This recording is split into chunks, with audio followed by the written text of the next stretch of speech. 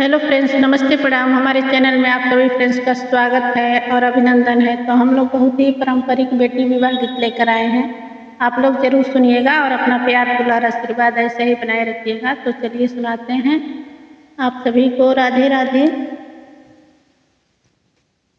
हरिहर सुगवा कांगुरा बलिया बोलेला बोलेला सहरावा के ओर जी।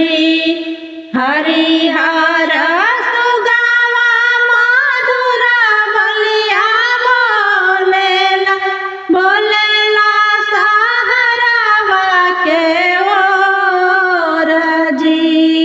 बीच मड़उआ में बोलेले कवन दुल्हा सुन सासुअर हमार जी। बीच मड़उआ में बोलेले कवन दुल्हा सुन सासुअर हमार जी।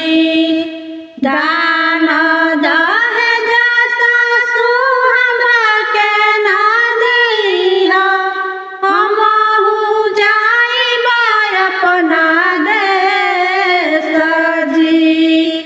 दान दहेज सासु हमरा के ना दिहा, हमहु जाइब अपना देश जी।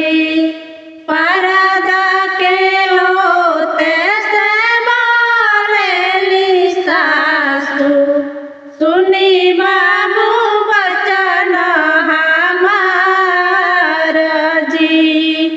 परदा के लोते से बोलेली सासु सुनी बाबू